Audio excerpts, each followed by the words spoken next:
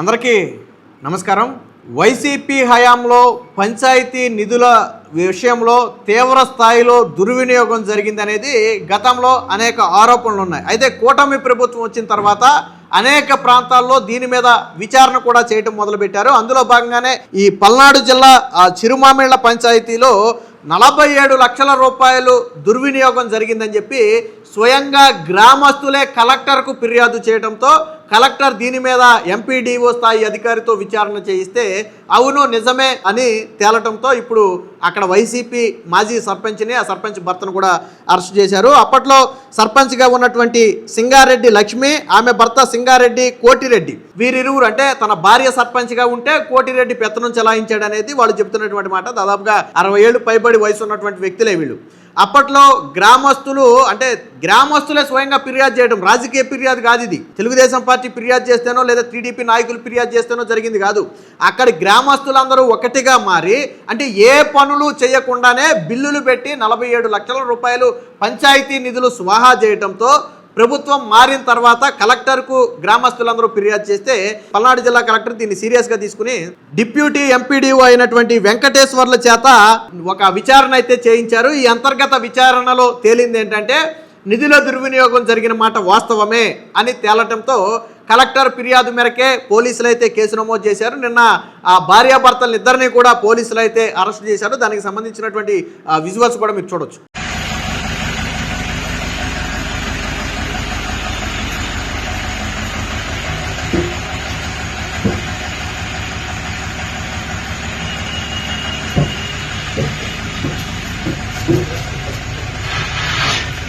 చూశారు కదా, వారి ఇరువుని కూడా ఆ పోలీసులు అయితే అరెస్ట్ చేశారు. కొద్దిగా పెద్ద వయసు ఉన్న వాళ్ళు. అంటే కేవలం ఇప్పుడు మనం మాట్లాడుకున్నది ఈ చిరుమామిళ్ళ పంచాయతీలో మాత్రమే. 47 లక్షలు అనేది చిన్న విషయం కాదు.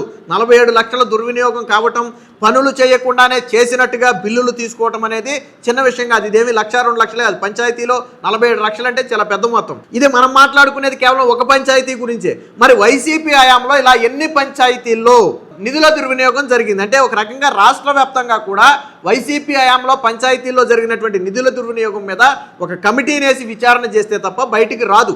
పూర్తిగా వైసీపీ నాయకులుగా ఉన్నటువంటి కోటిరెడ్డి కావచ్చు, లక్ష్మి కావచ్చు, బిల్లులు పెట్టేసి ప్రభుత్వానికి బిల్లులు పెట్టి అప్పట్లో అధికారంలో ఉన్నారు కాబట్టి పనులు చేయకుండానే బిల్లులు పెట్టి ఆ బిల్లులు కూడా తీసుకున్నటువంటి వైనం. సో గ్రామస్తులు కూడా విసిగిపోయారు. ఎందుకంటే ఏ పని చేయకపోవటం, బిల్లులు మాత్రం తీసుకోవటం. దాంతో విసిగిపోయినటువంటి గ్రామస్తులు స్వయంగా ఆ కలెక్టర్కి అయితే ఫిర్యాదు చేయడం జరిగింది.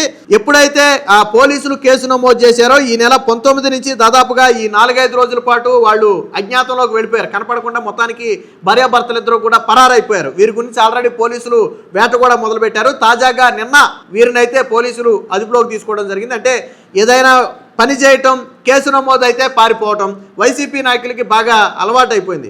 గతంలో జోగి రమేష్ కావచ్చు, చింతాడా కావచ్చు, లేకపోతే తమ్మినేని కావచ్చు, లేకపోతే ముస్తఫా కావచ్చు, లేకపోతే ఇప్పుడు వీళ్ళు కావచ్చు, మొత్తం వీళ్ళందరికీ కూడా ఇది ఒక ఫ్యాంటసీలాగా మారిపోయింది. కేసు నమోదు అయితే పారిపోవడం, ఏదో ఒక పనిలో దొరికిపోవటం, కేసు నమోదు అయితే పారిపోవడం. ఈ 60 ఏళ్ల వయసులో వీళ్ళు కూడా పోలీసుల నుంచి తప్పించుకునే క్రమంలో ఒక 4 రోజుల పాటు అజ్ఞాతంలోకి వెళ్ళిపోయారు. బట్ పోలీసులు అయితే మొత్తానికి వేటాడైతే పట్టుకున్నారు.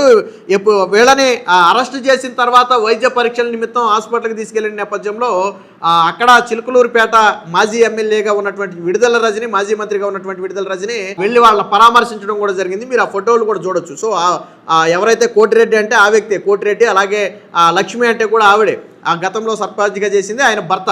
సో వాళ్ళని పరామర్శించి వాళ్ళకి ధైర్యం చెప్పడం జరిగింది. దాంతో ఆవిడ కొన్ని రాజకీయ విమర్శలు కూడా చేసింది. ఏదో కావాలని కక్షగట్టి అరెస్ట్ చేశారు అని చెప్పి. అంటే వైసీపీ హయాంలో కింది పంచాయతీ స్థాయిలోనే ఇలా జరిగింది అంటే మొత్తం ఇప్పుడు లిక్కర్ స్కామ్ చూడండి.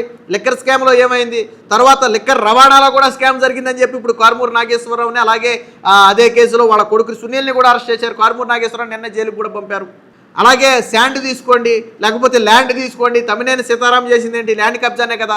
దాంట్లో ఏం జరిగింది, జోగి రమేష్ కొడుకేం చేశాడు, ఏకంగా గతంలో సిఐడి ఆధ్వర్యంలో ఉన్నటువంటి ఏదైతే అగ్రిగోల్డ్ ఆస్తులు ఉన్నాయో వాటిని తప్పుడు పత్రాలతో వాళ్ళ పేరు మీదకి మార్చుకుని వేరొకరికి అమ్మేశారు. ఆ కేసులోనే రాజీవ్ని అరెస్ట్ చేయడం జరిగింది గతంలో.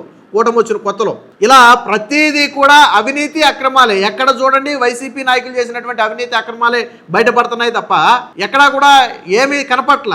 మరి జగన్మోహన్ రెడ్డి వీళ్ళందరినీ సపోర్ట్ చేసుకుంటూ రావటం. ఇప్పుడు చాలా మంది వైసీపీ నాయకులు ఏం పెడుతున్నారంటే ఇంత పెద్ద వయసు ఉన్న వ్యక్తులను అరెస్ట్ చేస్తారా అంటున్నారు, కానీ వాళ్ళు చేసిన స్కామ్ గురించి మాట్లాడలా, 47 లక్షల స్కామ్ గురించి మాట్లాడలా. మరి వీళ్ళు పెద్ద వయసు గురించి మాట్లాడే వీళ్ళు గతంలో సోషల్ మీడియాలో ఒక పోస్ట్ పెట్టిందని చెప్పి రంగనాయకమ్మ గారిని అరెస్ట్ చేశారు, మీకు గుర్తుందో లేదు. అలాగే ఒక జర్నలిస్ట్ని అరెస్ట్ చేశారు, 60 ఏళ్ళు 70 ఏళ్ళు ఉన్నటువంటి ఒక జర్నలిస్ట్ని అర్ధరాత్రి వెళ్ళి అరెస్ట్ చేశారు. వీళ్ళెవరు కూడా స్కాములు చేయాల, ప్రభుత్వం నుంచి రూపాయి తినలా, సోషల్ మీడియాలో పోస్ట్ పెట్టారు అంతే.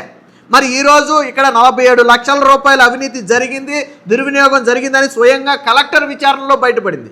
ఇదేమి రాజకీయ ఆరోపణ కాదు. గ్రామస్తులందరూ ఒకటే వెళ్ళి కలెక్టర్కి ఫిర్యాదు చేశారు, మా పంచాయతీలో నిధుల దుర్వినియోగం జరిగింది, అప్పుడు సర్పంచ్గా ఉన్నటువంటి లక్ష్మి కావచ్చు, వాళ్ళ భర్త కోటిరెడ్డి కావచ్చు దుర్వినియోగం చేశారు, విచారణ చెయ్యండి అంటే డిప్యూటీ ఎంపీడీఓ స్థాయి అధికారితో విచారణ చేయిస్తే ఎస్ అవును దుర్వినియోగం జరిగిన మాట వాస్తవమే, పనులు చేయకుండా బిల్లులు పెట్టి డబ్బులు తీసుకున్న మాట వాస్తవమేనని నిర్ధారించిన తర్వాత కలెక్టర్ ఆదేశాలతో నమోదు చేసినటువంటి కేసు తప్ప ఇందులో రాజకీయ కక్ష ఎక్కడా లేదు. నేనేమంటానంటే ఇది కేవలం మనం మాట్లాడుకునేది ఒక ప్రాంతానికి గురించి మాత్రమే మాట్లాడుకున్నాం, ఒక పంచాయతీ గురించి. అలా రాష్ట్ర వ్యాప్తంగా ఎన్ని పంచాయతీలు ఉన్నాయి, ఎన్ని పంచాయతీల్లో వైసీపీ నాయకులు ఇలా డబ్బులు దోచేశారు. సో వీటన్నిటి మీద విచారణ జరగాల. అంటే కింది స్థాయిలోనే 40 లక్షలు 50 లక్షలు అంటే ఇక మధ్య స్థాయిలో ఎంత దోచేసి ఉంటారు, పై స్థాయిలో ఎంత దోచేసి ఉంటారు.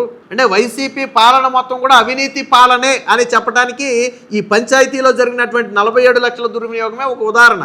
అప్పట్లో సొసైటీల్లో కూడా మళ్ళీ స్కాములే, పంచాయతీలోనే కాదు సొసైటీ సహకార సంఘాల్లో కూడా స్కాములే. ఈ రోజుకి ఆ సహకార సంఘాలు ఇంకా తేరుకోలా, అవి అలాగే ఉన్నాయి.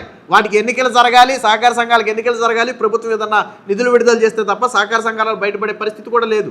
అంత దారుణమైనటువంటి పరిస్థితులు ఉన్నాయి. సో మొత్తంగా ఏది ఏమైనా ఈ చిరుమావిళ్ళ ప్రాంతానికి చెందినటువంటి ఆ మాజీ సర్పంచ్ని అలాగే భర్తని ఇద్దరిని కూడా పోలీసులు అయితే అరెస్ట్ చేయడం అయితే జరిగింది. దీంతో వైసీపీ హయాంలో జరిగినటువంటి స్కాములు ఎలా ఉంటాయి అనడానికి, ఒక పంచాయతీ స్థాయిలో జరిగిన స్కామ్ ఎలా ఉంటుందనడానికి ఇదే ఒక ఉదాహరణగా మారింది.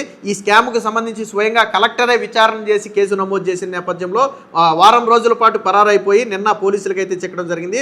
సో మీరు ఎలా చూస్తారు, క్షేత్రస్థాయిలో కూడా ఇన్ని లక్షల అవినీతి అక్రమాలు జరగడాన్ని మీరు ఎలా చూస్తారు, అలాగే వీడియో ఎలా ఉందనేది కామెంట్ రూపంలో తెలియజేయండి.